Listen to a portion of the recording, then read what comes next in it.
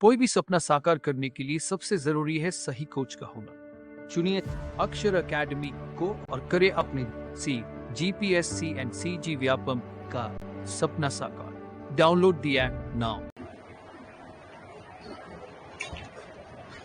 आज पढ़ेंगे अपन समाजवाद को।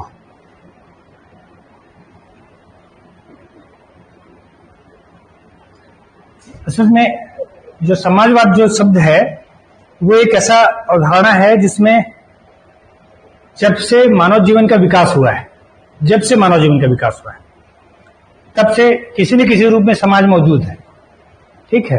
अच्छा, समाज जो होता है मैं आपको बताऊं कि हर जीव में पाया जाता है, हर जीवों का समाज होता ही होता है।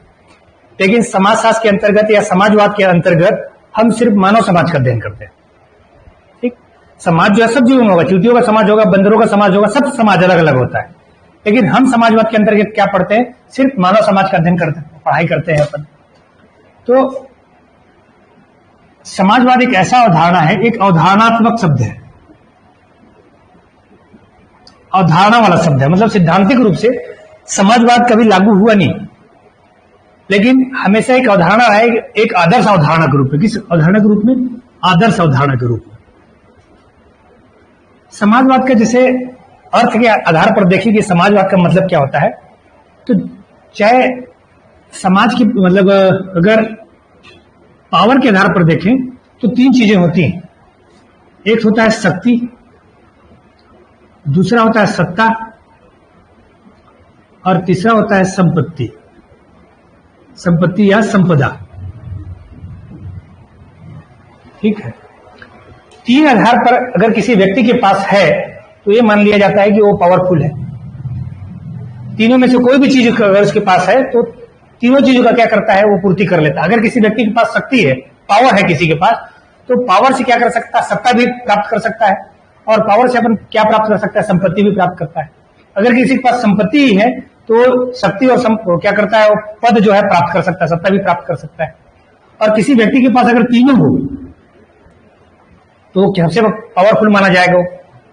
तो इनका कहना होता है कि शक्ति का, सत्ता का और संपत्ति का ऐसा वितरण हो जाए कि समान रूप से अगर वितरण हो जाए। कैसा वितरण हो जाए? समान रूप से। अब समान रूप से अगर वितरण करते हैं तो किसके बीच में करेंगे? समान वितरण अगर करेंगे तो किसको करेंगे? जनता को करेंगे। और ये जनता को इसका वितरण कर देना ही, समान रूप से वितरण कर देना, इसका शक्ति का, संपदा का और सत्ता का समान रूप से वितरण कर देना ही समाजवाद कहलाएगा। ठीक है। समाजवाद में कभी भी लाभ का तत्व नहीं होता है। लाभ का जो तत्व होगा वो होगा ही नहीं। जैसे सरकार समाजवादी परिकल्पना के बारे में विचार करती है अगर, तो कहीं पर भी ये नहीं देखेगी कि सरकार को लाभ हो रहा है, क्योंकि वो पूंजीवादी व्यवस्था का है। समाज में दो ध्रुवों में बटा हुआ है, एक समाजवादी व्यवस्था और दूसरा जो व्यवस्था है वो है क्या? पूंजीवादी व्यवस्था। अगर आप समाजवादी व्यवस्था देखें तो जो पुराना वाला जो रूस था, वर्तमान ब्राजील देखें, क्यूबा को देखें और कुछ हद तक भारत को भी देखें। भारत में वैसे मिश्रित व्यवस्था को अपनाया गया है, दोनों व्यवस्था वहां पर है। लेकिन चीन की व्यवस्था को अगर आप देखें, चीन भी पूंजीवाद की ओर बढ़ रहा है। चीन भी किसकी ओर बढ़ रहा है? पूंजीवाद की ओर बढ़ रहा है। तो ऐसी व्यवस्था जो समाज में क्या करता है? आय की असमानता को रोकने का प्रयास करता है। ऐसी व्यवस्थाओं को अपन क्या मान लेते हैं? समाजवादी अर्थव्यवस्था। और ऐसी व्यवस्था जो निर्भर करती है किस पर? पूंजी पर निर्भर करती हैं, उद्योगपतियों पर निर्भर करती हैं, निजी लाभ के लिए काम करती हैं, ऐसी व्यवस्था को अपन क्या कह देते हैं? पूंजीवादी व्यवस्था। और भारत में इन दोनों का मिला जुला रूप यानी मिश्रित व्यवस्था को अपनाया गया है। मिश्रित व्यवस्था में ऐसा होता है कि कुछ तत्वों को समाज के लिए छोड़ दिया जाता है और कुछ तत्वों को पूंजीवाद के लिए छोड़ दिया जाता है। जैसे उदाहरण के तौर पर रेल, ट्रेन जो है वो कौन चलाता है? केंद्र सरकार चलाती है, सार्वजनिक क्षेत्र का है। रेल से जो, ट्रेन से जो आय होता है वो सरकार अपने पास तो रखती नहीं, सरकार तो हम ही है ना, जनता का शासन है। तो हमारे लिए ही क्या होता है? वो उसका आय का उपयोग होता है। सेल, कोई भी कंपनी, बाल्को या फलाना ठिकाना, कोई भी, बाल्को तो खैर संयुक्त क्षेत्र का है। वैसे आप देखेंगे कंपनी के आधार पर इकोनॉमिक्स में अगर घुसे अपन तो कंपनी चार प्रकार की होती है। एक सार्वजनिक क्षेत्र की, दूसरा जो होता है निजी क्षेत्र की, तीसरा जो होता है वो संयुक्त क्षेत्र का, और चौथा जो होता है वो कैसा होता है, ये सहकारी क्षेत्र का। सार्वजनिक क्षेत्र प्योर रूप से अगर देखा जाए तो यही समाजवाद है। सरकारी कंपनियां, सरकार कंपनी कमाती है और उस उत्पादन के साधनों पर सबका समान अधिकार होता है। जो भी आय होगा सरकार समान रूप से जनता में वितरित कर देती है, चाहे शिक्षा के रूप में, सड़क के रूप में, बिजली, पेयजल या जिन भी सुविधाएं देती है। निजी क्षेत्र निजी लाभ के लिए होती है, व्यक्तिगत लाभ के लिए लाभ होती है, टाटा वगैरह जो कंपनी होंगी वो। संयुक्त क्षेत्र की कंपनी ऐसी होगी जो उसमें सार्वजनिक क्षेत्र और निजी क्षेत्र दोनों मिलकर काम करते हैं। जैसे बाल्को वाला है, स्टरलाइट कंपनी का जो है मालिकाना हक है 51% और 49% शेयर किसके हैं, भारत सरकार के हैं, संयुक्त क्षेत्र का। और सहकारी क्षेत्र में भी मिला जुला होता है, लेकिन एक पक्ष सरकार होता है और दूसरा पक्ष जो होता है वो जनता का होता है। जैसे शक्कर कारखाना, जैसे जो सहकारिता के आधार पर धान का खरीदी होता है, ये सब सहकारी व्यवस्था पर आधारित है। एक वर्ग कौन है, सीधे जनता है, और जनता से सरकार वस्तु खरीदती है, खरीदने के बाद जो भी लाभ का हिस्सा होगा वस्तु का पैसा दे देती है अलग से, लेकिन जो लाभ का पैसा होगा वो दोनों में बोनस के रूप में वितरित कर देती। केरल में जितने भी किसके उद्योग हैं, नारियल आधारित उद्योग हैं, सब इसी आधारित पर है। तो ये सारी व्यवस्थाएं इसमें होती है। तो अपन उन व्यवस्थाओं में सबसे हमारे जो उसमें है सिलेबस में है वो कौन सा व्यवस्था है, समाजवादी व्यवस्था। सहकारी, सरकारी नहीं, सहकारी, सरकार और जनता मिलकर काम करते हैं। अब टॉपिक के हिसाब से अगर देखा जाए, किताबी शब्दों में देखा जाए, इसका तो मूल व्यवस्था ये हो गया कि समाजवाद मतलब ऐसा विचारवाद, मतलब विचार होता है जो विचार समाज के हित के लिए काम करता हो, समाज के प्रयोजन के लिए काम करता हो, समाज के तत्वों पर काम करता हो, हम उसको क्या कह देंगे, समाजवाद कह देंगे। ठीक।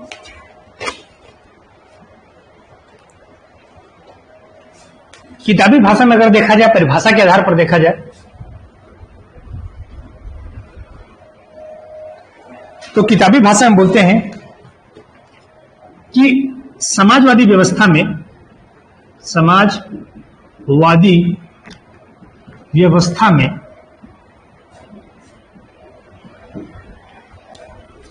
सत्ता, संपत्ति,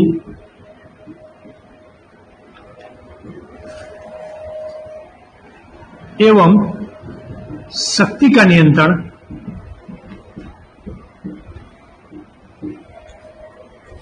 समाज के अधीन होता है।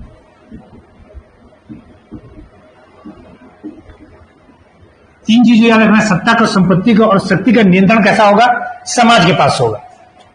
जनतंत्रात्मक शासन में यह समाजवादी व्यवस्था का तत्व ज्यादा मौजूद होता है।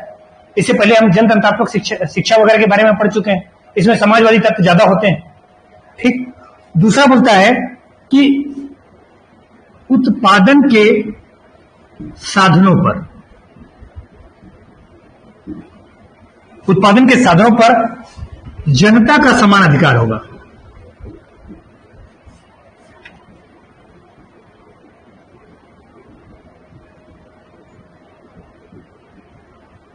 उत्पादन के साधन कौन कौन से हैं?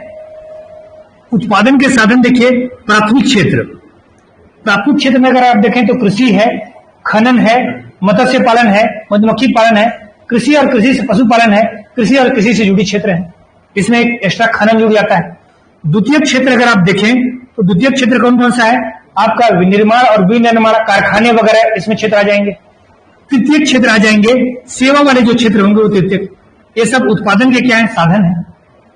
इन साधनों पर किसका स्वामित्व होना चाहिए, जनता का स्वामित्व होना चाहिए, जनता का अधिकार होना चाहिए। और कैसा अधिकार होना चाहिए, समान होना चाहिए।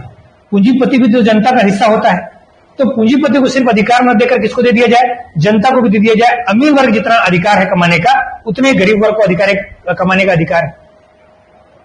जितना पढ़े लिखे आदमी को कमाने का अधिकार है, उतना ही अधिकार कैसा दे दिया गया है, आपका अनपढ़ आदमी को दे दिया गया है। लेकिन हमारे यहां जो संपत्ति का अधिकार है, पहले संपत्ति का अधिकार कैसा दे दिया गया था, मूल अधिकार था, पहले मूल अधिकार था, लेकिन अब कैसा अधिकार है, कानूनी अधिकार है।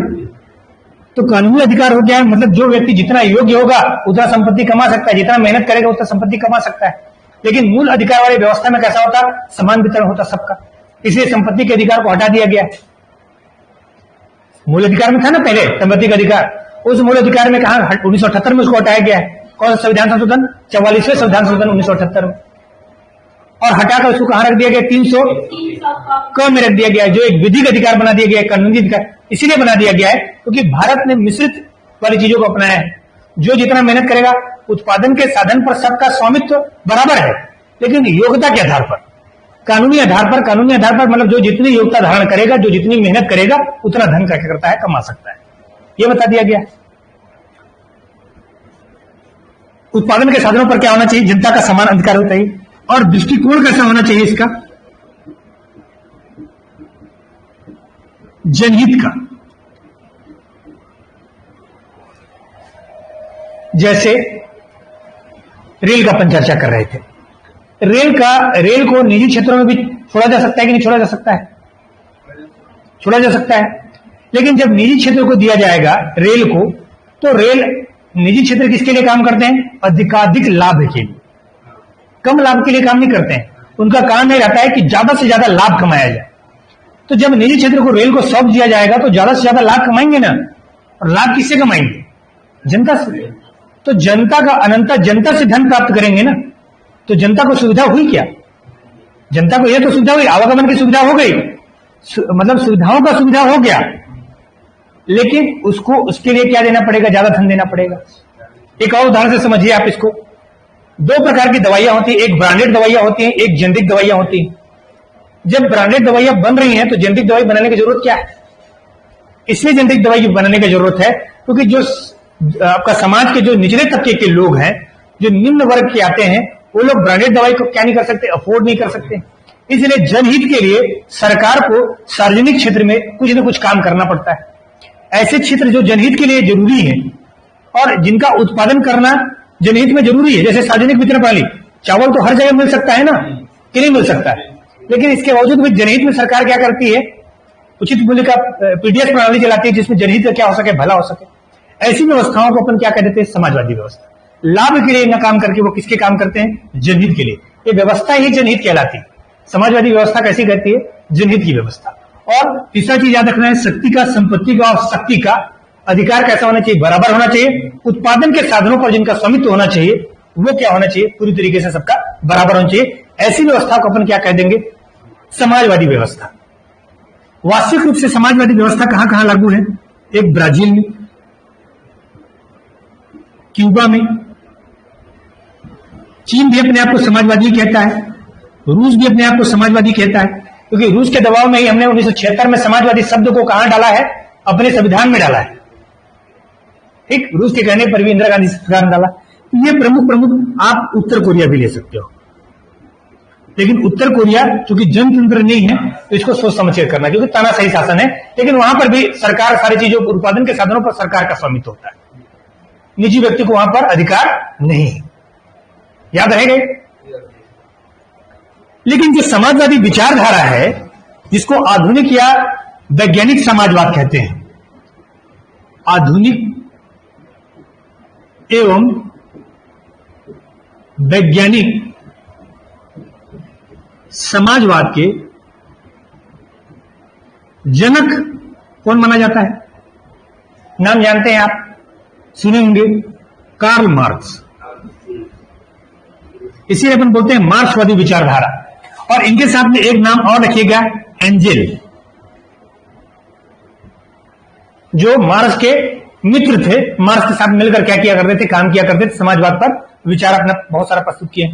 इन दोनों की एक किताब का नाम है दास कैपिटल। क्या किताब का नाम है, दास कैपिटल। दास कैपिटल में सबसे पहले आधुनिक और वैज्ञानिक समाजवाद की अवधारणा किसने दी है, कार्ल मार्क्स और एंजेल ने दी।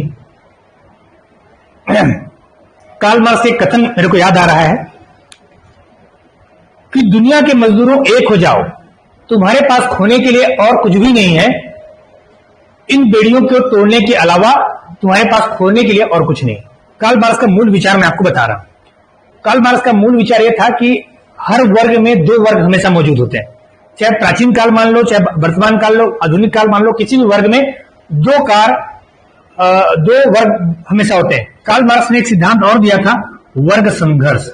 इस टॉपिक से संबंधित नहीं है, लेकिन मैं आपको बता रहा हूं क्योंकि कार्ल मार्क्स की चर्चा हो रही। कार्ल मार्क्स ने कहा कि दुनिया का जो भी वर्ग होगा उसमें दो वर्ग हमेशा बने मौजूद होंगे। जैसे प्राचीन काल में जमींदारी व्यवस्था या सामंतवादी व्यवस्था थी, तो उसमें दो वर्ग हुआ करते थे। एक होता था कौन? राजा। सामंतवादी व्यवस्था में राजशाही स्तर में अगर आप देखोगे तो एक होता था राजा और दूसरा होता था प्रजा। तीसरा कोई तत्व होता था क्या? नहीं। फिर आया जमींदारी व्यवस्था या सामंतवादी व्यवस्था। एक वर्ग होता था जमींदार और दूसरा होता था कृषक। तीसरा कोई व्यवस्था होता था? नहीं होता था।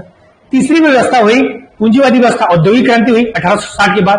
औद्योगिक क्रांति की व्यवस्था में एक हुआ पूंजीपति और दूसरा हुआ मजदूर। इसका कहना था, कार्ल मार्क्स का कहना है कि हर वर्ग में जो निम्न वर्ग का व्यक्ति है, मतलब पहले वर्ग में अगर प्रजा देख लिया जाए, दूसरे वर्ग में कृषक देख लिया जाए, तीसरे वर्ग में मजदूर देख लिया जाए, यह करता है क्रांति। और क्रांति करने के बाद जो पहला वाला वर्ग है, राजा, सामंत या जमींदार, या फिर जो है आपका पूंजीपति, इनके खिलाफ ये लोग क्या करते हैं? विद्रोह कहते हैं। और विद्रोह करने के बाद ऐसी व्यवस्था बन जाती है, कैसी व्यवस्था? समान वाली व्यवस्था।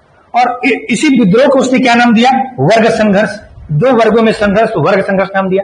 और इसका कहना है कि इसी मामले की वजह से आता है समानता का व्यवहार आने लगता है। अमीर और गरीब के बीच क्या हो जाता है? खत्म हो जाता है। बाद में इसी विचारधारा पर कौन सा विचारधारा आया? साम्यवादी विचारधारा। साम्यवादी विचारधारा में एक चीज और जुड़ गया, हिंसा। जो मासेफ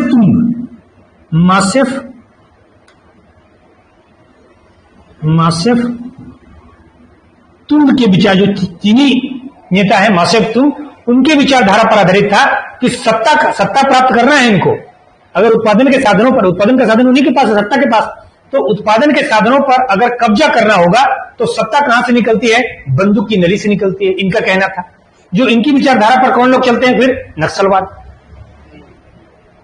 नक्सलवाद भी यही चाहते हैं। नक्सलवादी भी समान विचारधारा है कि अमीर और गरीब के बीच में असमानता क्या हो जाए? कम हो जाए। क्योंकि भारत में मूल रूप से कैसी समानता है? जातिगत असमानता तो है ही है, आर्थिक असमानता बहुत ज्यादा है।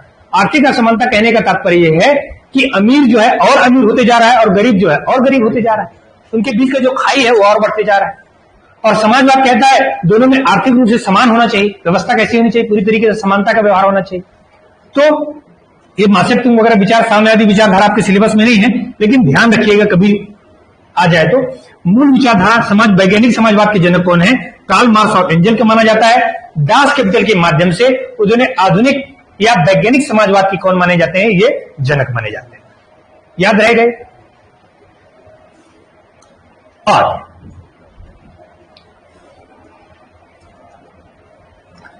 भारतीय समाजवाद के आधार पर अगर देखोगे, भारत में समाजवादी जो व्यवस्था है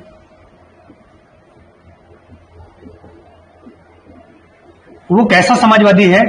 गांधीवादी समाजवाद है।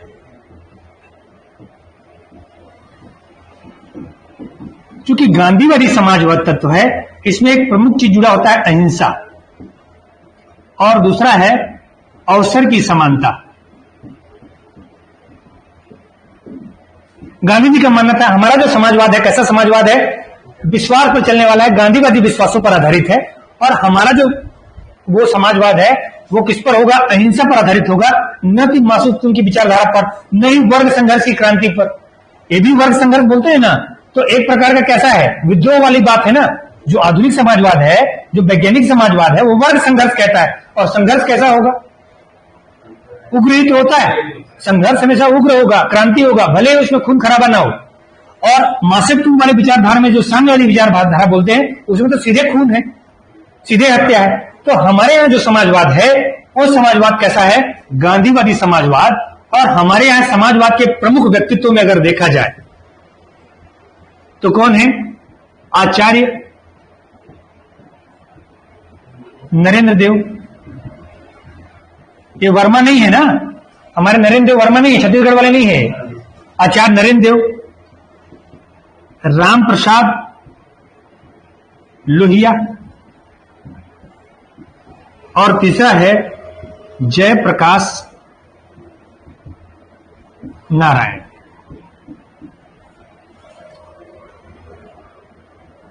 ये तीन लोग जो हैं, ये क्या है? भारतीय समाजवाद के प्रमुख लोगों में है। भारतीय समाजवाद के आधार पर 1934 में कांग्रेस की समाजवादी दल की स्थापना की थी।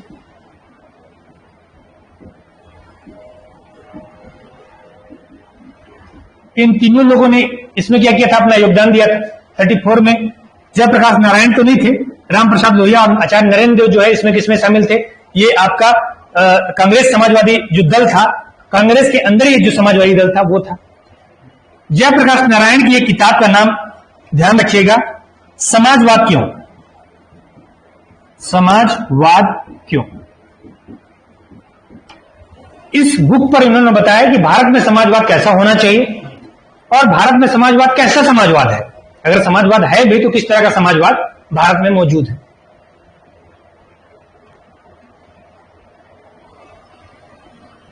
ठीक,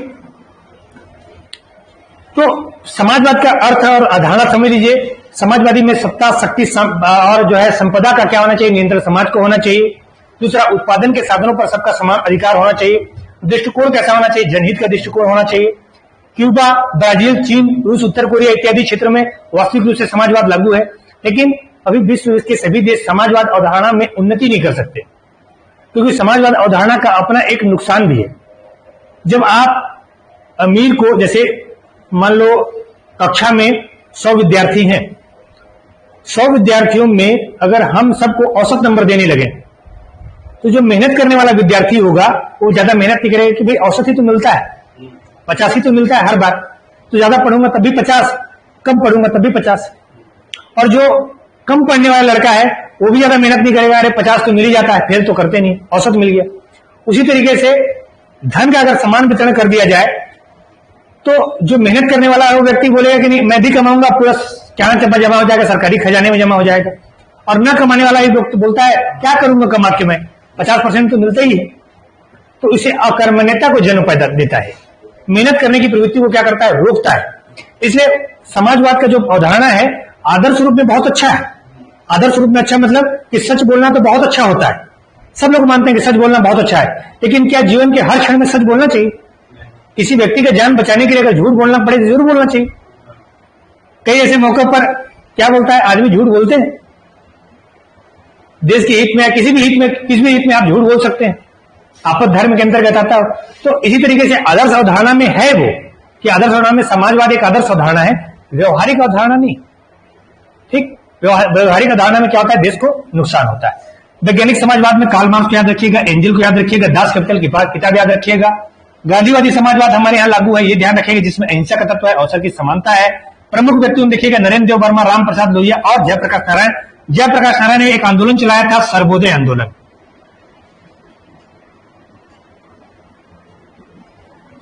और गांधी जी भी, जो गांधी जी का जो समाजवाद होता है वो भी सर्वोदय कहलाता है। सर्वोदय का मतलब होता है सारे लोगों का उदय, जनता के समस्त लोगों का उदय। जनता के समस्त लोगों का उदय क्या है, सर्वोदय। गांधी जी ने सर्वोदय शब्द कहा, इसने सर्वोदय आंदोलन ही चला दिया समाजवाद के लिए। और 1934 में याद रखिए कांग्रेस के समाजवादी दल की स्थापना की गई थी। और जयप्रकाश नारायण की किताब है समाजवाद क्यों। समाजवाद क्यों, समाजवाद क्यों, मिटा दें। जो भारत में समाजवाद है उसका भी एक विशेषता है, भारत का समाजवाद का एक विशेषता है। अब वैसे समाजवादी है 34, हाँ, क्या विशेषता है भारतीय समाजवाद की? इसके प्रमुख विशेषता में अगर आप देखें, भारत का जो समाजवाद है वो व्यक्ति व्यक्ति की समानता पर बल देता है।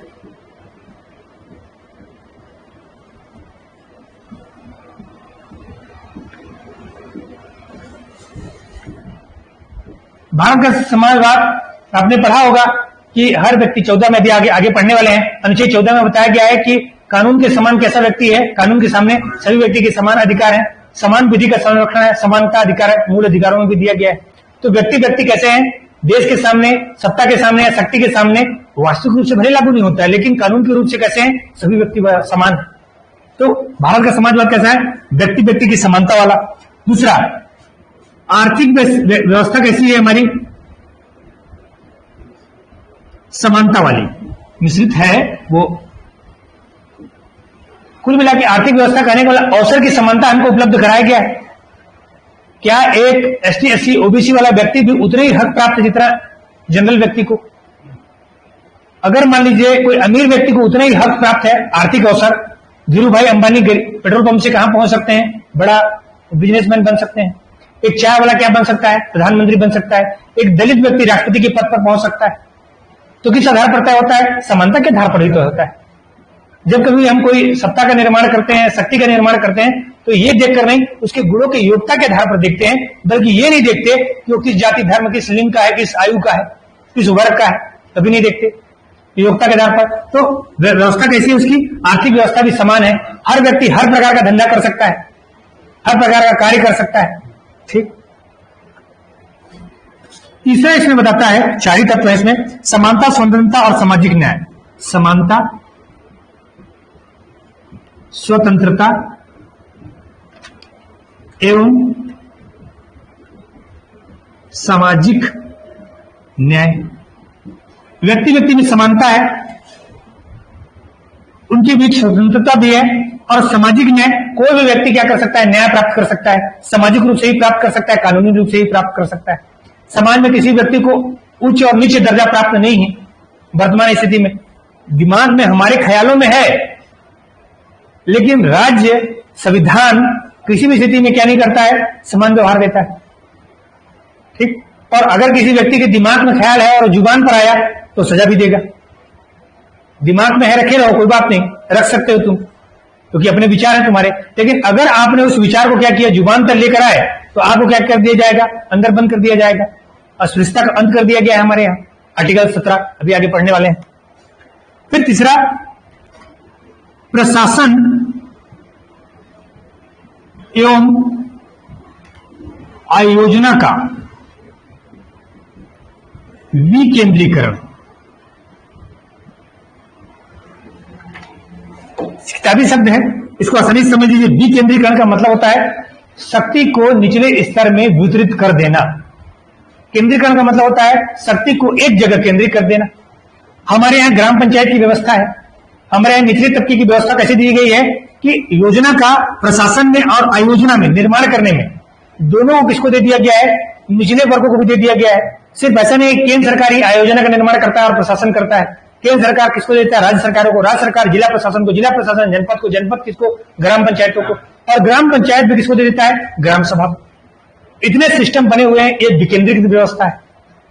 ग्राम सभा ताकतवर होती है, निर्णय लेने के पास शक्ति होती है, और ग्राम सभा के सदस्य कौन होते हैं? मतदाता, जनता, हर ग्राम में। तो सारा अधिकार किसके पास मिल गया? ग्राम पंचायतों को मिल गया, ग्राम सभा को प्राप्त हो गया। तो योजना का निर्माण और उसका जो आपका प्रशासन है वो किस स्तर पर दे दिया गया? विकेंद्रीकृत कर दिया गया उसको। केंद्र एक व्यक्ति के पास केंद्रित नहीं है। अब कैसा है? सारे व्यक्ति के पास केंद्रित है। तो ये 4 व्यवस्थाएं किसकी हैं? भारतीय समाजवाद की प्रमुख विशेषताएं। पहला क्या याद रखना है? व्यक्ति व्यक्ति में समानता।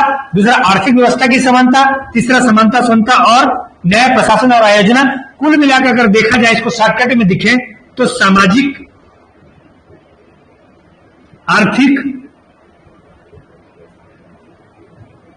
ये दोनों रूप में, सामाजिक और आर्थिक रूप में हमको कैसा दे दिया गया है? समानता दे दिया गया है। और साथ में इसमें आप जोड़ सकते हैं कि इसको अवसर को भी। धार्मिक आधार पर क्षमता नहीं दी गई, ध्यान रखिएगा। कुछ अधिकार दिए गए हैं, लेकिन वो कैसे अधिकार हैं? सीमित है। वो अधिकार कैसे दिए गए हैं? सीमित है। जाति के आधार पर कोई समानता नहीं, समझ रहे हैं? तो कैसे आधार पर, सॉरी, जाति के आधार पर समानता है, सामाजिक समानता में शामिल होगा कि जाति जाति वर्ग कैसे होंगे? समान होंगे। आय के आधार पर, आर्थिक आधार पर अमीर और गरीब क्या होंगे? बराबर होंगे। ठीक। ये भारतीय तत्वों की क्या थी? विशेषता।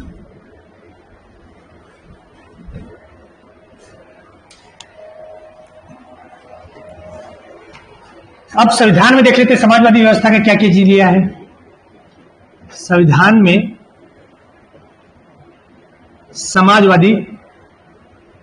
समाजवादी विचार,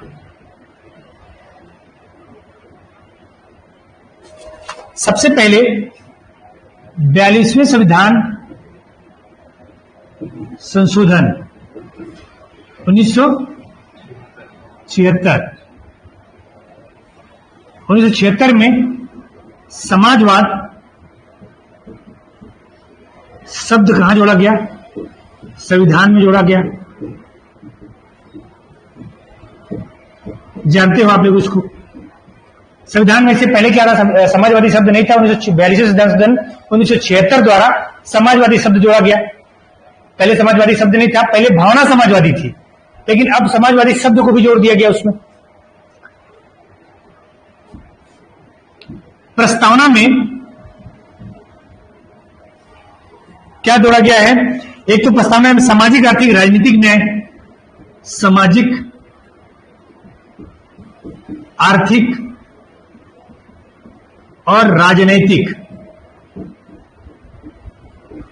न्याय प्रदान किया गया है।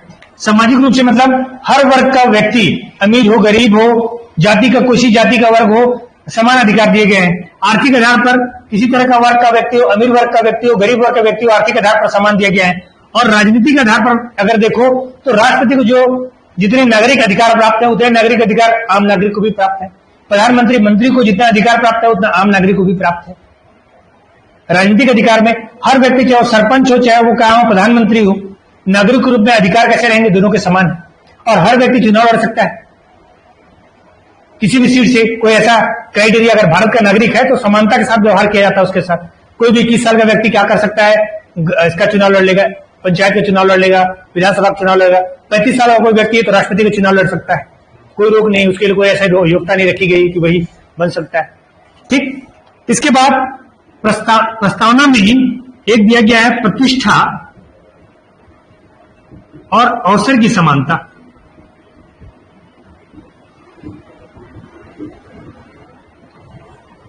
चाहे व्यक्ति किसी भी वर्ग का व्यक्ति हो, प्रतिष्ठा में उसको समानता का व्यवहार तो मिलना ही चाहिए। और साथ में आर्थिक आधार पर, सामाजिक आधार पर, किसी भी आधार पर देख लो, अवसर की समान उसको मिलता ही मिलता है। कोई व्यक्ति को कम या ज्यादा अवसर नहीं मिलते, बराबर अवसर मिलते। ये कहां दिया गया? हमारे प्रस्तावना में। फिर मूल अधिकार में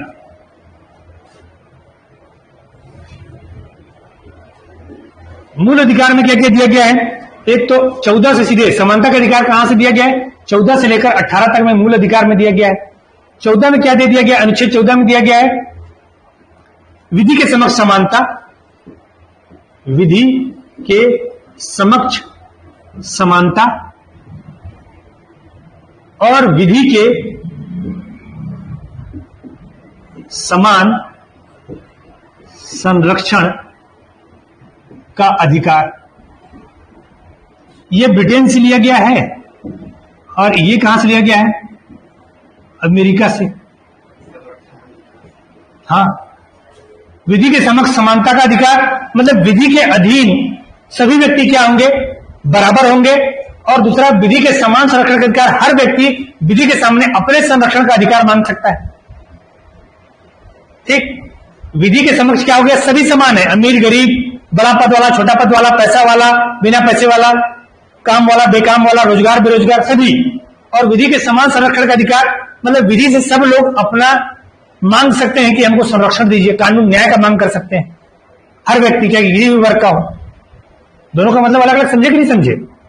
इसमें बोलता है कि विधि के रूप में सब लोग बराबर है, विधि की नजर में, कानून की नजर में चाहे कोई वर्ग हो बराबर है। और दूसरा बोलता है कि विधि के पास जब जाते हैं तो अपने संरक्षण का अधिकार वो मांग सकते हैं। कैसे मांग सकते हो बताता हूं। जैसे मान लीजिए हम मान लो गरीब हैं और हमारे पास वकील रखने का पैसा नहीं। गवर्नमेंट वकील रखने की व्यवस्था बनाती कि नहीं? आपको न्याय का अधिकार देती है कि नहीं देती? अगर आपकी तरफ से कोई व्यक्ति खड़ा नहीं होता तो गवर्नमेंट अपने तरफ से वकील रखकर खड़ा करती। तो समानता का व्यवहार है तभी तो कि हर व्यक्ति को न्याय मिलना चाहिए। ठीक। अनुच्छेद 15 में क्या कहता है? अनुच्छेद 15 में कहता है सामाजिक समानता।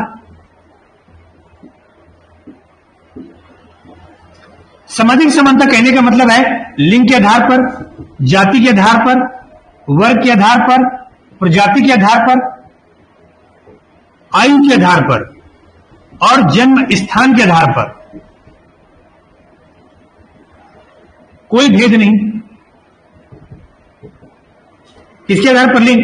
लड़का लड़की में कोई भेद नहीं, जाति दलित ब्राह्मण में कोई भेद नहीं, वर्ग अमीर गरीब में कोई भेद नहीं, प्रजाति काकेसाइड नेग्रोटिव मंगोलाइट इसमें कोई किसी प्रकार का भेद नहीं, आयु 18 साल 15 साल 20 साल इसमें कोई भेद नहीं, जन्म स्थान पर आप चाहे कहा शिमला में पैदा हो जाओ, चाहे आप जम्मू कश्मीर में पैदा हो जाओ और चाहे बेंगलोर में पैदा हो जाओ, जन्म के आधार पर कोई भेद नहीं किया जाएगा।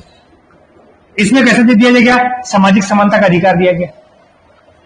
अनुच्छेद 16 में कहता है अवसर की समानता।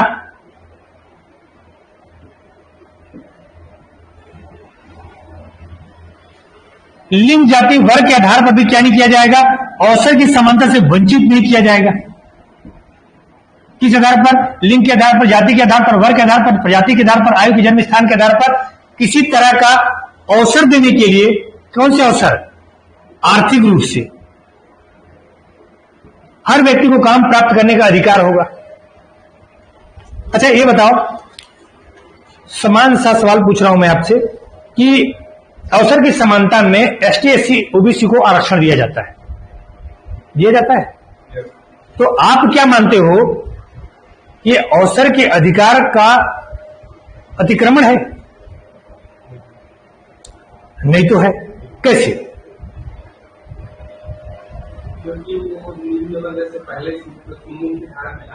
बस बस बस बहुत अच्छी बात है राम भाई। दो चीज ध्यान रखिएगा।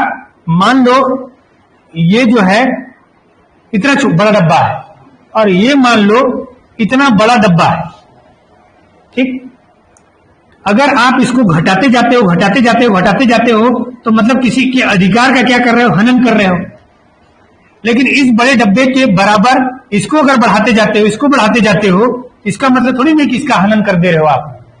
अधिकारों का हनन नहीं है, जितना अधिकार इसको पहले मिला हुआ उतना तो मिला हुआ है। हमने इसको बराबरी का दर्जा लाने के लिए अधिकार ज्यादा से ज्यादा क्या किए हैं? उनको समान व्यवहार लाने के लिए, समान स्तर में लाने के लिए हम क्या दे रहे हैं? उनको आरक्षण दे रहे हैं। तो आपके दिमाग में चाहे जो भी भावना हो, आप आरक्षण को स्वीकार करते हो नहीं स्वीकार करते हो, अच्छा लगता है बुरा लगता है कुछ भी लगता है, इंटरव्यू में यही विचार देने हैं आपको। आपके पास यही विचार होने चाहिए कि उनके साथ कैसा है। आप व्यक्तिगत रूप से कैसे हो सकते हैं? असहमत हो सकते हैं मुझसे, लेकिन सैद्धांतिक रूप से आप कभी असहमति जाहिर मत कीजिएगा। महिला को जो अधिकार दिए गए, महिलाओं को दबाया गया है, आदिकाल से दबाया गया है। जो वंचित वर्ग हैं वो हमेशा उनको क्या, दलित वर्ग हैं, जो एसटी एससी समुदाय के जो वर्ग हैं उनको जन्म जन्म से क्या किया है? दबाया गया है। अब उनको कैसे किया जा रहा है? अवसर देकर उनको आगे बढ़ाया जा रहा है। लेकिन इसका मतलब ये नहीं है कि जनरल को घटाया जा रहा है। जनरल का स्तर वैसा ही वैसे ही है, ठीक? तो ऐसे में अधिकारों का हनन न किया जाए, बस किसी को दूसरे को विशेष सुविधा दिया जा रहा है बराबरी में लाने के लिए, ये ध्यान रखना है। ये हो गया कौन सा? 15-16। 17 में क्या किया गया है? अस्पृश्यता का अंत कर दिया गया है।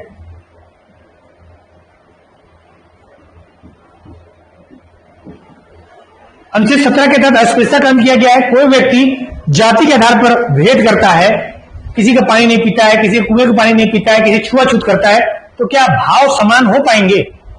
भाव समान नहीं हो पाएंगे। उसमें तो कैसे आ जाएगी? हायरार्की आ जाएगी, ऊंच नीच की भावना आ जाएगी। तो ऐसी स्थिति में सरकार को क्या करना पड़ा? अस्पृश्यता निवारण अधिनियम 1955 पारित किया गया, कानून लाया गया इसके लिए। अस्पृश्यता निवारण अधिनियम 1955, जो 76 में क्या बन गया? सिविल अधिकार संरक्षण अधिनियम, सिविल अधिकार संरक्षण अधिनियम।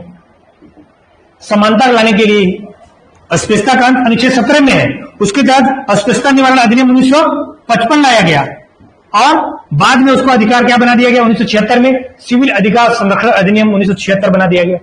संविधान में आप इन सब चीजों को पढ़ चुके हो, ठीक? इसके बाद 18 में बोलता है उपाधियों का अंत।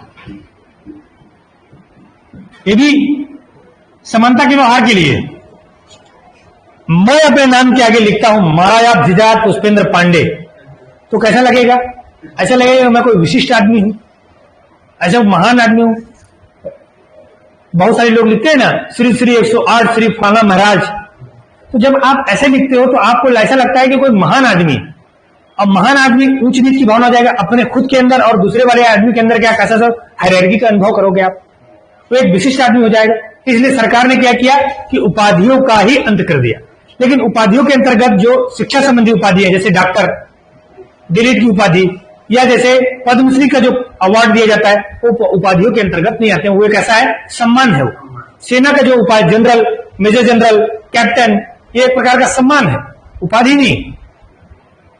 ठीक, तो सरकार ने कैसा कर दिया है, अनुच्छेद 18 के तहत उपाधियों का अंत कर दिया गया। और कहीं दिया गया समानता के अधिकार के तहत एक जगह और लिखा हुआ है, जो संविधान में नहीं है लेकिन शिक्षा नीति में, क्योंकि शिक्षा नीति हमको जरूरी है पढ़ना, शिक्षा नीति और डिटेल पढ़ेंगे। लेकिन कौन सी शिक्षा नीति? शिक्षा नीति 1986। शिक्षा नीति 1986 में इस बात को कहा गया कि भारत में शिक्षा को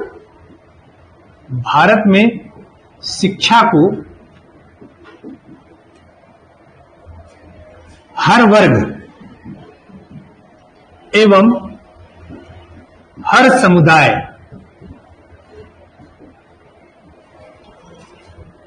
के पास पहुंचाने का प्रयास करना। जब कहता है कि हर वर्ग के पास, और हर वर्ग पास पहुंचाने का इनका क्या है, लक्ष्य है। शिक्षा नीति में बताया गया कि हमको, हमारा लक्ष्य क्या रहेगा, हर वर्ग के पास और हर समुदाय के पास पहुंचाने का लक्ष्य है। तो स्वतः ही क्या दिखाया जाता है, समानता का व्यवहार दिखाया जाता है। समाजवाद का जो प्रतिबिंब है वो कहां दिखाता है, उसका शिक्षा नीति में भी दिखाता है कि हर वर्ग, हर समुदाय तक पहुंच रहा है, समान रूप से पहुंच रहा है, तो मतलब समाजवादी शिक्षा है एक प्रकार की। ठीक, तो ये ध्यान रखना है। तो समाजवादी तत्व संविधान में हो गए, शिक्षा नीति में हो गए। और एक लास्ट टॉपिक अपन देख लेते हैं कि समाजवादी तत्वों को स्कूलों में कैसे लागू किया जाए, विद्यालय में कैसे लागू किया जाए, कैसे हम क्या करते हैं। क्योंकि शिक्षा वाला चैप्टर पढ़ रहे हैं तो हमको पता होना चाहिए कि समाजवादी व्यवस्था विद्यालयों में माध्यमिक शिक्षा के माध्यम में भी होना चाहिए। तो समाजवाद की स्थापना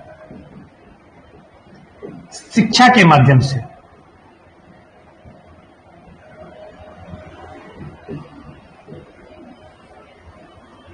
समाजवाद की स्थापना कैसे कर रहे हैं हम, शिक्षा के माध्यम से कर रहे हैं। उसमें पहला क्या है, शिक्षा के माध्यम में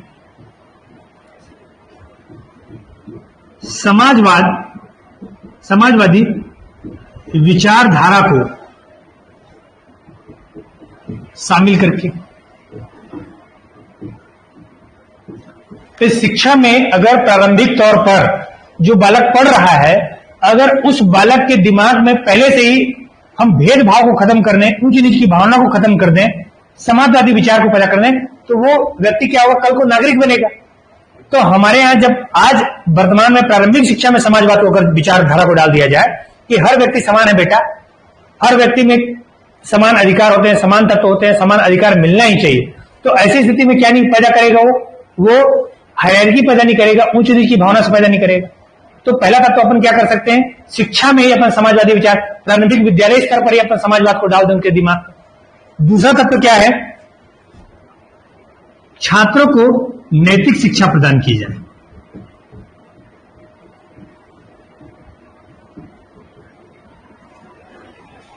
नैतिक शिक्षा प्रदान करने का मतलब यह होता है, नैतिक आधार पर यही नहीं कहा जा सकता है कि अमीर को जितना हक है शिक्षा प्राप्त करने का, उतना गरीब को भी प्राप्त है।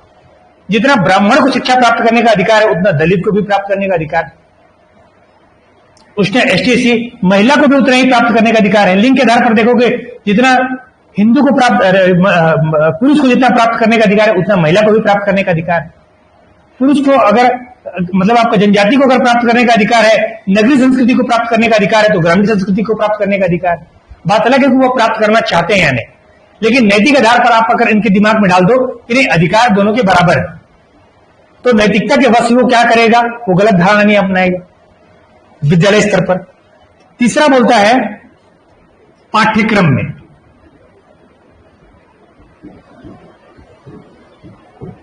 पाठ्यक्रम में समाजवाद का विचार,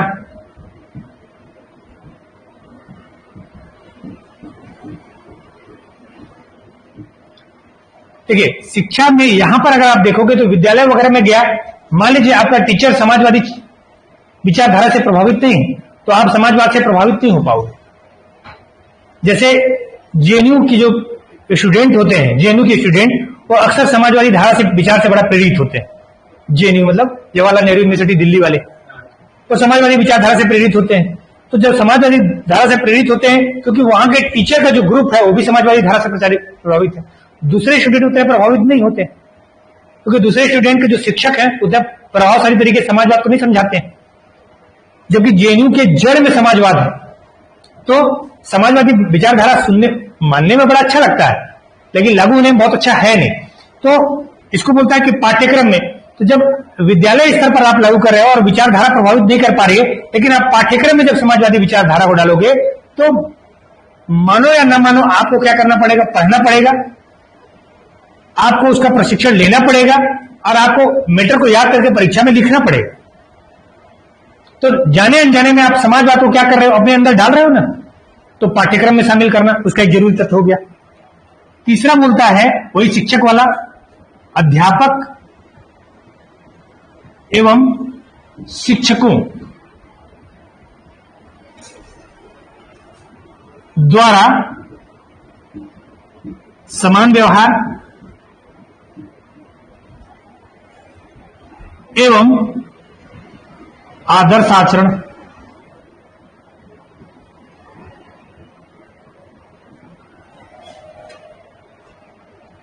द्रोणाचार्य का शिष्य था अर्जुन।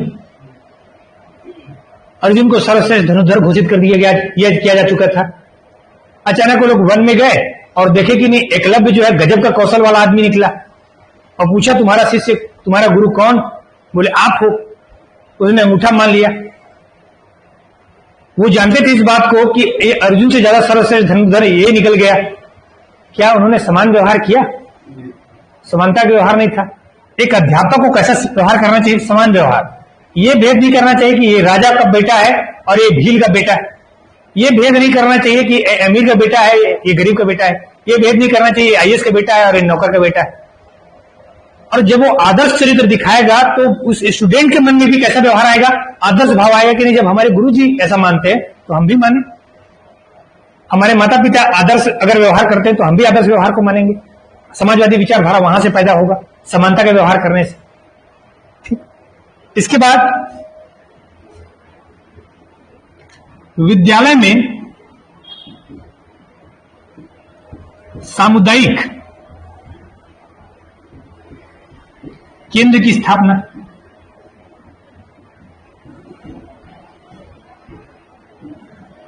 जहां सभी क्या करते हैं, मिलकर परफॉर्मेंस देते हैं, मिलकर काम करते हैं। अरे वो क्या बोलते हैं उसको, कॉलेज में जो होता है एनएसएस, ठीक, एनएसएस में यही होता है, सामुदायिक भावना का विकास होता है कॉलेजों में।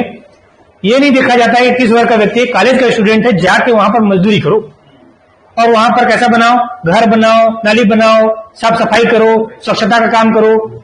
ये नहीं देखा जाता है किस वर्ग का व्यक्ति है, किस समुदाय से। एनएसएस में अगर शामिल है, सामुदायिक कार्य करने होंगे। सामुदायिक मतलब समाज का काम करना पड़ेगा।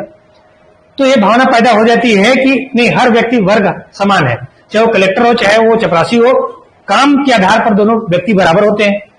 विकसित देशों में हमेशा काम के आधार पर बराबर होते हैं, चाहे वो वेटर हो चाहे वो बड़ा अधिकारी हो, उसको काम कैसा देखा जाता है, अच्छे सम्मान की दृष्टि से देखा जाता है। और एक लास्ट पॉइंट लिखिएगा, छात्रों के साथ एक जैसा व्यवहार, जैसे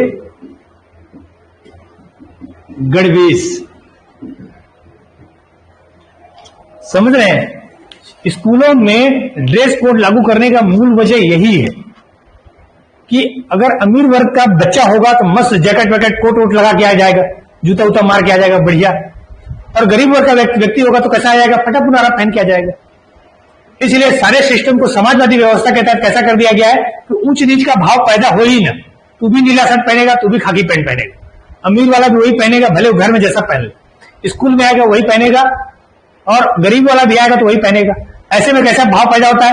आप अक्सर देखोगे कि जब स्कूल में आप रहोगे ना 8वीं तक या 12वीं तक, तो आपके मन में भाव ही पैदा नहीं होता है कि एक अमीर आदमी का बेटा है और एक गरीब आदमी का बेटा है, क्योंकि एक जैसा ड्रेस पहन के आते हैं, सब एक जैसा ड्रेस पहन के आएंगे। तो आपको लगेगा एक लाइन में बैठ के खाना खाएंगे, एक जैसा व्यवहार हो रहा है, एक जैसे जिस भी स्कूल में पढ़े होगे, अगर सरस्वती शिशु मंदिर में पढ़े होगे तो आप देखोगे एक जगह बैठ के खाना वाना खा रहे होते हैं, या किसी भी स्कूल में चले जाओ एक दूसरे का टिफिन बदल चेंज होते रहता है। 8वीं तक चलता है, 8वीं के बाद फिर टिफिन बंद हो जाता है। तो समान व्यवहार है, वो समाजवादी भाव क्या करते हैं वहां पर विकसित करते हैं। तो ये था आपका समाजवाद पर। समाजवाद विद्यालय में कैसे समाजवाद लाना है, समाजवाद का मूल विचारधारा कहना है क्या है, इससे क्या है वैमनस्यता का प्रभाव पैदा नहीं होता है। और आगे जो टॉपिक आने वाला है राष्ट्रीय एकता, वो यहीं से पैदा होता है। ये भी भावना पैदा होती है, कल जो पढ़ेंगे अपन टॉपिक राष्ट्रीय एकता पर, वो टॉपिक का मूल चीज यही है कि समाजवादी विचारधारा पर जब आप काम करते हो तब कैसी विचारधारा पैदा होती है, राष्ट्रीय एकता की। दो टॉपिक आपने पढ़ा, धर्मनिरपेक्षता और दूसरा समाजवाद। जब धर्मनिरपेक्षता का जो बात होता है वो भी समाजवाद पर निर्भर है, क्योंकि धर्मनिरपेक्ष होने का मतलब होता है कि धर्म के आधार पर समानता, और समाजवाद का मतलब होता है कि वर्ग के आधार पर, जाति के आधार पर या हर वर्ग पर कैसा है समानता, उत्पादन के साधनों पर समानता। और इन दोनों तत्व जब मिल जाएंगे तब क्या पैदा होता है, राष्ट्रीय एकता।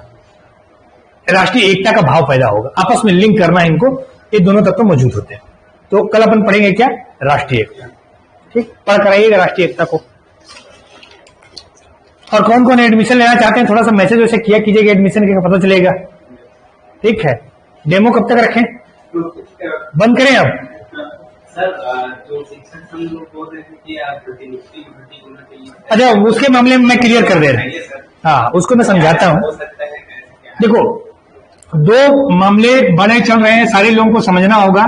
और मैंने एक मेरे मित्र हैं जो कानून के जानकार हैं, उनका नाम है माजिद अली, एडवोकेट माजिद अली, जो हाईकोर्ट के बहुत अच्छे अधिवक्ता है। वो मेरे को दो चीज बताए। पहला तत्व मैं बता रहा हूं, पहला तत्व किस मामले में है कि क्या शिक्षक संघ इस बात का मांग कर रहा है मुख्यमंत्री से कि हम लोग को एबीओ बनाइए। शिक्षक संघ में पहला मांग करता है कि हम लोग के एबीओ बना दीजिए, क्योंकि इससे पहले तो किसको देते थे आप लोग, लेक्चरर को चार्ज दे देते थे, प्रिंसिपल को चार्ज देते थे, बीओ को चार्ज दे देते थे, इसलिए मुझे बना दीजिए। दूसरा तत्व यह था कि जो बीएड नहीं किए हैं वो लोग इस बात की मांग करेंगे कि आप बीओ क्या कहते हैं, बीओ वाले क्या कहते हैं, बीएड वालों को मांग हटा दिया जाए, पीजी आधार पर रखा जाए। पीजी आधार पर इसलिए रखा जाए क्योंकि वो क्या है, हम लोग को पिछले बार दिए थे तो इस बार दे दिया जाए। मैं एक ही करके समझाता हूं। सितंबर 2019 में अधिसूचना आ गई कि इसके लिए पीजी और बीएड अनिवार्य है। पहला मामला उनका खारिज हो जाएगा।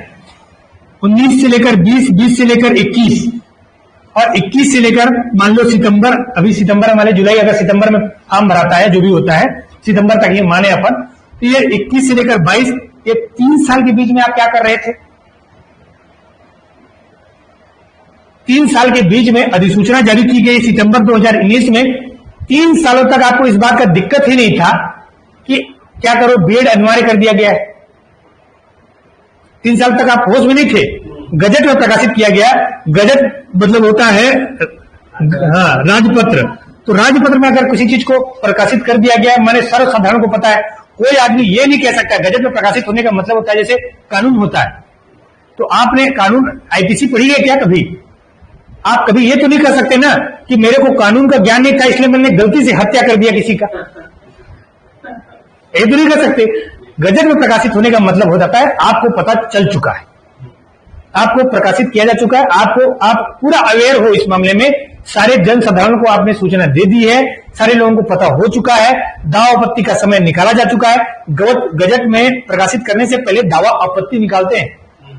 दावा आपत्ति जब हो जाता है, पूरा प्रोसेस कंप्लीट हो जाता है, समय सीमा खत्म हो जाता है, तब उसको दावा आपत्ति कहा करते हैं, गजट में प्रकाशित करते हैं, अधिनियम बनाते हैं। यहां मामला पूरी तरीके से खत्म हो जाएगा। 3 साल में आप लोग बीएड नहीं किए तो आप लोग बीएड नहीं किए वो भी आप मान सकते हो। 3 साल में आपने बीएड क्यों नहीं किया? और ये भी कर सकते हो कि अगर 3 साल में अगर आपको कोर्ट जाना था, दावा आपत्ति करना था तो करना था ना, अभी क्यों कर रहे हो? दावा आपत्ति का मौका दिया गया। अचानक तो नियम नहीं बनाए हैं लोग ना, अचानक नियम बनाते तो ये मामला हो सकता था, लेकिन ये लोग सबसे अच्छा काम किए कि 3 साल पहले बना दिए। अब बात आते हैं, शिक्षक संघ मांग कर रहा है कि एबीओ का पोस्ट जो है वो किसको दे दिया जाए, हम लोगों को दे दिया जाए। तो मैं बोलता हूं कि अगर जो शिक्षक संघ है, अब इसको समझो अच्छे से,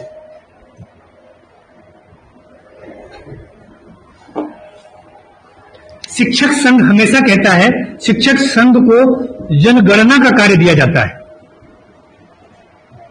शिक्षक संघ को किसका दिया जाता है? जनगणना का कार्य।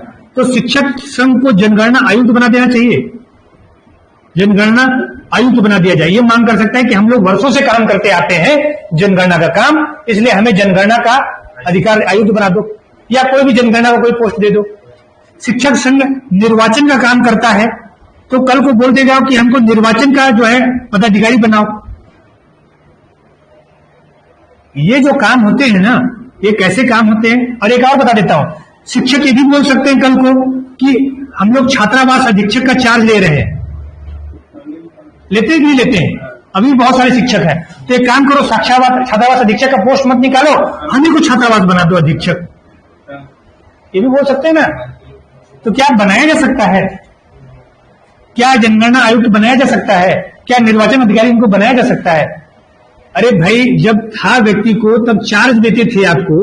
चार्ज देने का मतलब ये नहीं है कि आप जो एबीओ का पोस्ट है, एबीईओ का पोस्ट है, वो कैसा पोस्ट है? प्रशासनिक पोस्ट है, शैक्षिक पोस्ट नहीं है, शिक्षा विभाग का पोस्ट नहीं है वो कि शिक्षा विभाग को निकाल रहा है पोस्ट। एक ऐसा पोस्ट है, प्रशासनिक पोस्ट है, और पीएससी के माध्यम से नियुक्ति हो रही है। कल को भाई जरा सोचो कि चार्ज देने के नाम पर वो अधिकार नहीं मांग सकते, उनका अधिकार नहीं हो जाता है। बना हुआ है उसका जो किसका, सरकार का एक सिस्टम बना हुआ है कि कोई व्यक्ति पटवारी रहेगा, पटवारी से प्रमोशन होकर आरआई बनेगा, आरआई से प्रमोशन होकर नायब तहसीलदार बनेगा, नायब तहसीलदार से तहसीलदार बन जाएगा, इसके बाद एसडीएम बन जाएगा, और अगर टाइम है तो बन जाएगा। प्रशासन का पोस्ट बना हुआ है। अब इनके प्रमोशन का, शिक्षक संघ का प्रमोशन बना, कैसे बना हुआ है लिस्ट कि सबसे पहले क्या रहेगा? सहायक शिक्षक रहेगा, उसके ऊपर जाएगा उच्च स्तरीय शिक्षा, यूडीटी बन जाएगा, यूडीटी बन जाएगा इसमें आपका लेक्चरर बन जाएगा, लेक्चरर प्रिंसिपल बन जाएगा, प्रिंसिपल प्राचार्य आगे बन जाएगा, और ज्यादा प्रोफेसर बन जाए। उनका सिस्टम बना हुआ है ना। कहीं पर सिस्टम में एबीओ शामिल है क्या? बीओ शामिल है क्या उनके सिस्टम में? कैसे बनेगा? हाँ देखो, मांग कर सकते हैं। मैं ये कह सकता हूं, कोर्ट में मामला जा सकता है, क्योंकि कोर्ट में जाने का सबका अधिकार है, कोर्ट में जाने का, न्याय मांगने का सबको अधिकार है। लेकिन इस आधार पर उनका मामला क्या हो जाएगा? क्योंकि सरकार 2019 में अगर सरकार बनाई है नीति, यही कांग्रेस सरकार बनाई है, अपनी नीति को उलट नहीं देगी तुरंत। अगर बीजेपी गवर्नमेंट होता ना, तो ये गवर्नमेंट कह सकती थी कि हाँ, हम नीति को बदल रहे हैं। इन सरकार ने खुद नीतियां बनाई हैं, कांग्रेस गवर्नमेंट में नीति बना हुआ है और अभी भी बना हुआ है, तो तुरंत नीति बदलने का कोई सवाल नहीं उठता है। और न्यायालय हमेशा अपने मर्जी से फैसला नहीं देती। नीति क्या रहा है, कानून क्या है, सिस्टम क्या है, उसके आधार पर फैसला देती है। ठीक है। दूसरा एक चीज और बता दे रहा हूं कि मामला चाहे कोर्ट में जाए, चाहे कैसे भी जाए, चाहे कुछ भी हो, स्टूडेंट होने के नाते सिर्फ हमें इस बात पर ध्यान देना है कि हमारे पास अधिकार कितने हैं? सिर्फ पढ़ाई करने के। हमारे पास अधिकार नहीं, न तो न्याय कर सकते हो, न तो अन्याय कर सकते हो, आप सिर्फ देख सकते हो, तैयारी कर सकते हो। तो हमारे हाथ में जो है, हम वो करते रहें। बाकी जो कोर्ट का मामला है, जाएगा नहीं जाएगा, पास हो जाएगा, फेल हो जाएगा, कोई बात नहीं। पहले चीज तो वो क्या है, हम लोग क्या है ना, पछताना भी अगर हम लोग को पड़े तो पढ़ाई करके पछताएं, बिना पढ़ाई किए पछताएं ना। ऐसा ना हो जाए कि कोई मामला नहीं गया, सिर्फ हवाई था, मामला ही नहीं गया, हम लोग पढ़ाई नहीं किए, मामला खत्म हो गया। इसलिए हम लोग को क्या करना चाहिए? सिर्फ पढ़ाई पर ध्यान देना चाहिए। बाकी जिनको केस करना है करते रहें, और जिनको क्या करना है, 2 महीने का कोर्स है हमारे पास, 2 महीने कम से कम एक बार हो जाए, केस कर जाएंगे तो हम लोग चुपचाप रिवाइज करेंगे। केस नहीं करेंगे तो आगे हम लोग क्या करेंगे? तैयारी को मजबूत करेंगे। तैयारी कभी भी नुकसान नहीं करता है, तैयारी कभी भी नुकसान नहीं होता है। इसका कहीं ना कहीं आपको क्या देखिएगा, फायदा होगा। ठीक, तो ये सारी चीजें थी। बाकी अपन देखेंगे, जैसा समय आएगा वैसा करेंगे। नहीं, वोट बैंक के चक्कर में भी कितना ही वोट बैंक करेगा, नीति को सीधे नहीं उलट देंगे ना। वोट बैंक के चक्कर में विधानसभा के बाहर भाषण दिया जा सकता है, अंदर नहीं। वोट बैंक के चक्कर में बाहर लोगों को सस्पेंड किया जा सकता है, अंदर को नहीं। ठीक, तो ठीक है, आज के लिए इतना ही है। बाद में